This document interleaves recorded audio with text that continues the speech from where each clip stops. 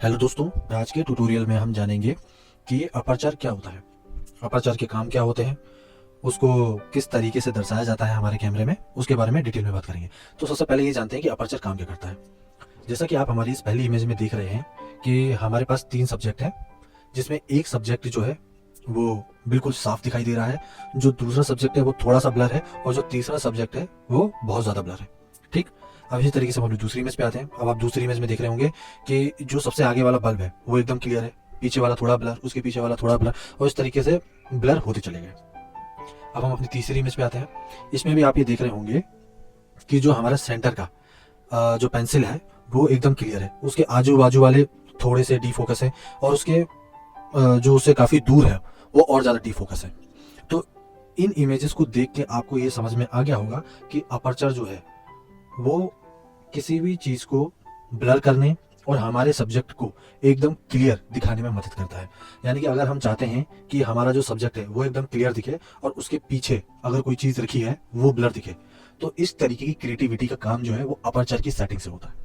अब इसे हम किस तरीके से अपर्चर को इस्तेमाल करते हैं ये अब हम सीखेंगे, क्योंकि आप ये सीख चुके हैं कि अपर्चर क्या काम करता है। ठीक, जैसे कि आप हमारी इस इमेज में देख रहे हैं कि हमारे कैमरे में जो अपर्चर है वो एफ पॉइंट से दिखाया जाता है, और उसके आगे जो नंबर है वो वैल्यू है कि अपर्चर आपने कितना रखा है, 5.6, 6.6, 7.6, 8, 9, 10, ये उसकी जो डिजिट है बढ़ने की वो है। ठीक, अब जैसे कि आप हमारी अगली इमेज में देख रहे हैं, यहाँ पर हम आपको बताएंगे कि अपर्चर का बेसिकली काम क्या होता है। अपर्चर को हम कहें तो डेप्थ ऑफ फील्ड के नाम से भी जानते हैं।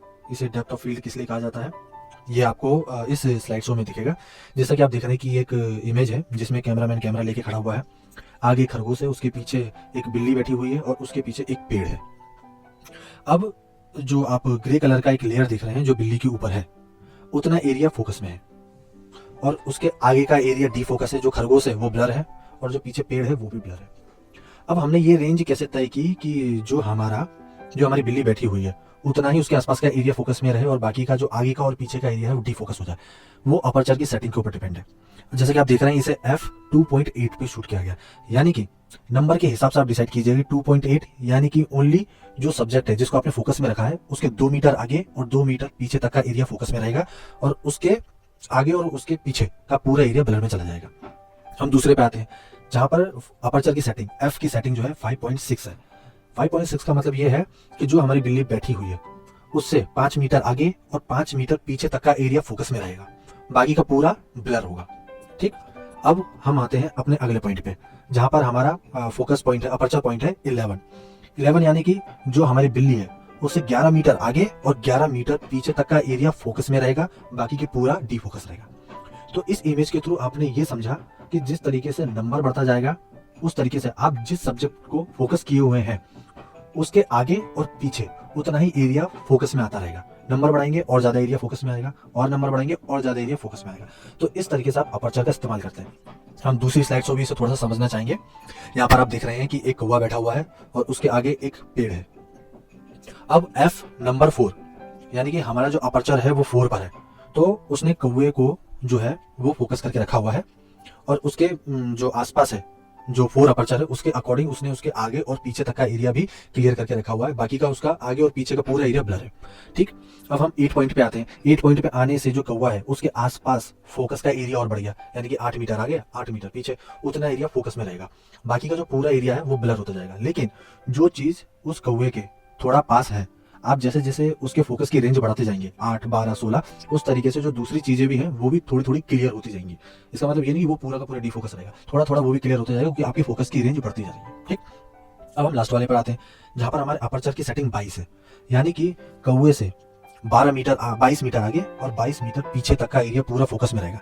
हमारा अपर्चर का ये 22 जो रेंज है वो एंड पॉइंट होता है, यानी कि अब इसे हम मीटर से नहीं नापेंगे। ये मैंने आपको सिर्फ समझाने के लिए मीटर का इस्तेमाल किया है, जो मीटर वर्ड है उसका इस्तेमाल मैंने आपको सिर्फ समझाने के लिए किया है, बाकी इसका इससे कोई लेना देना नहीं है कि इतना मीटर ही आगे होगा। अब 22 पॉइंट होने से अब आपका जो सब्जेक्ट है और उसके पीछे कोई भी चीज है, चाहे वो कितनी भी दूर हो, वो भी फोकस में रहेगी, वो भी क्लियर आएगा। यानी कि अगर आप किसी नेचर की फोटोग्राफी लेते हैं जहां पर पहाड़ है और आप अपने फ्रेंड की फोटो ले रहे हैं, तो फ्रेंड तो फोकस में रहेगा रहेगा और साथ में पीछे जो पहाड़ है वो भी फोकस में रहेगा। तो मीटर शब्द का यूज मैंने सिर्फ आपको समझाने के लिए किया है, उसे आप मीटर से मत नापिएगा। अब जैसे कि हमारी अगली इमेज है, हम इस इमेज के थ्रू भी ये समझेंगे कि हमारा अपर्चर कैसे काम करता है। और इसमें मैं आपको अपर्चर की एक चीज और बताना चाहूंगा।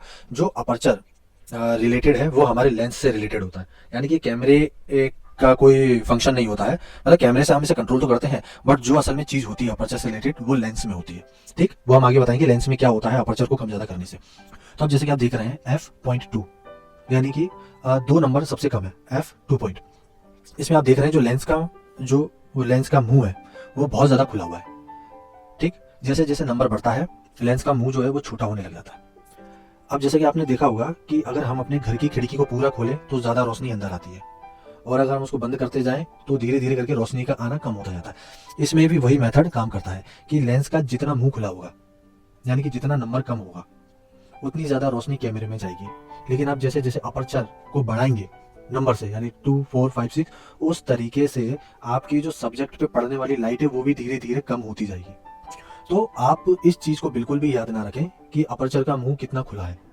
आप इस चीज को याद रखें कि नंबर जैसे जैसे बढ़ाएंगे आपके फोकस करने वाली डिस्टेंस उतनी ज्यादा बढ़ेगी, यानी उतनी ज्यादा दूरी तक आप फोकस कर सकते हैं। पर आप जिस तरीके से नंबर बढ़ाते जाएंगे अपने अपर्चर का, उस हिसाब से आपके सब्जेक्ट पे पड़ने वाली जो रोशनी है वो भी धीरे धीरे कम होती जाएगी, और उसको कंट्रोल करने के लिए आपको एक्स्ट्रा लाइट भी लगानी पड़ेगी।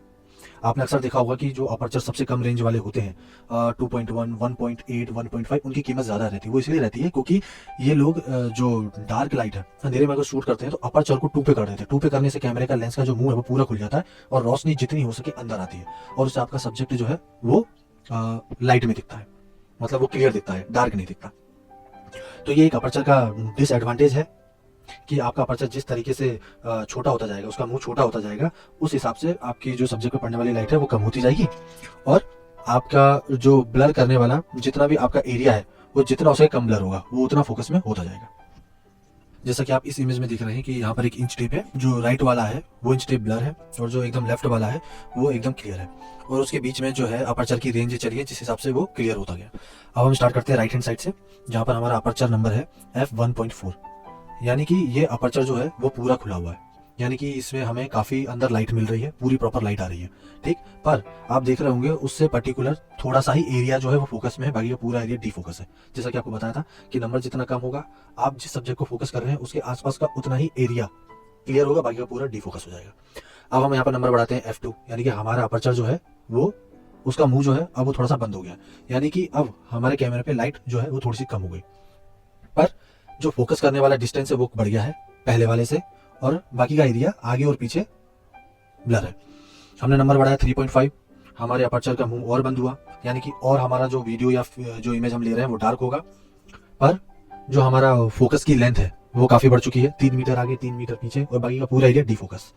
इसी तरीके से हमने नंबर बढ़ाया और हम पहुंचे f16 पे। f16 पे आप देख रहे होंगे कि जो हमारा अपर्चर का मुंह है वो बहुत छोटा हो गया है, यानी कि हमारा वीडियो जो है वो और ज्यादा डार्क हो गया है, पर जो हमारे इंच टेप को फोकस करने की लेंथ है वो बहुत बढ़ चुकी है, और हम जो हमने सब्जेक्ट फोकस किया है उससे 16 मीटर आगे 16 मीटर पीछे तक का पूरा एरिया जो है वो क्लियर हो गया है, मतलब एकदम फोकस में दिख रहा है। मैं आपको बता दूं कि मीटर का इस्तेमाल सिर्फ आपको समझाने के लिए कर रहा हूँ, इसका इससे कोई लेना देना नहीं होता। अब हम अपनी अगली इमेज में आते हैं। अगली इमेज में जैसा कि आप देख रहे हैं यहाँ पर दिखाया गया है अपर्चर का मुंह जितना खुला हुआ है उतनी मोर लाइट आपके पास आएगी f.2, और जितना ज्यादा अपर्चर का मुंह बंद है उतनी कम लाइट आपके कैमरे के अंदर जाएगी। कैमरे के अंदर कम लाइट जाने का मतलब ये हुआ कि आपका सब्जेक्ट डार्क हो रहा है, पर इसकी फोकस की लेंथ जो है वो बढ़ गई है। ओके, अब मैं आपको लेंस में दिखाता हूँ कि ये किस तरीके से काम होता है। जैसे कि आप एक लेंस देख रहे हैं, और लेंस में आप देख रहे हैं कि अपर्चर जो सबसे कम है 0.95, उसमें अपर्चर पूरा खुला हुआ है। 1.4 में अपर्चर का मुंह थोड़ा बंद हुआ, 2.8 में और बंद हुआ, 4 में और बंद हुआ, और 16 में लगभग पूरा बंद हो चुका है। ठीक, अब जैसे कि जैसे ये जो इसका अपर्चर है वो बंद होता जाएगा, जाहिर सी बात है लाइट उतनी कम अंदर जाएगी, कम लाइट आने की वजह से आपका सब्जेक्ट जो है वो डार्क दिखाई देगा। ये इसका डिसएडवांटेज है, पर कहते हैं कि कई बेनिफिट के साथ एक डिसएडवांटेज भी साथ में होता है, वो है। अब यहाँ पर मैं आपको दिखा रहा हूँ कि किस तरीके से अपर्चर को बढ़ाने पर आपके सब्जेक्ट पर पड़ने वाली लाइट कम हो रही है। जैसे कि आप देख रहे हैं f1.8, आपका जो सब्जेक्ट है बहुत लाइट में है। 2.8 हमने जैसे ही किया वैसे ही इसकी जो लाइट है वो कम हो गई, 4 पे और कम हो गई, 5.6 पे और कम हो गई, और इसी तरीके से अगर हम एंड पे जाएं तो f22 पे हमारा सब्जेक्ट जो है वो पूरे डार्क में चला गया। तो इस तरीके से जैसे जैसे हमारे लेंस का मुंह जो है वो, उसका अपर्चर जो है वो छोटा होता जाता है, उतनी ही लाइट कम आपके कैमरे में जाती है और आपका सब्जेक्ट जो है वो डार्क होने लगता है, पर हमारा जो एरिया है फोकस का वो काफी बढ़ जाता है। ठीक, तो आज के ट्यूटोरियल में हमने सीखा कि अपर्चर किस तरीके से वर्क करता है। थ्योरेटिकल आपको इसके बारे में प्रैक्टिकली भी बताऊंगा मैं। अब आने वाले ट्यूटोरियल में मैं आपको और भी सेटिंग्स के बारे में बताऊंगा। ये जानने के लिए आप हमारे चैनल को जो है सब्सक्राइब कर सकते हैं, जिससे हमारे आने वाले वीडियो के बारे में आपको पता चलता रहे। Thank you.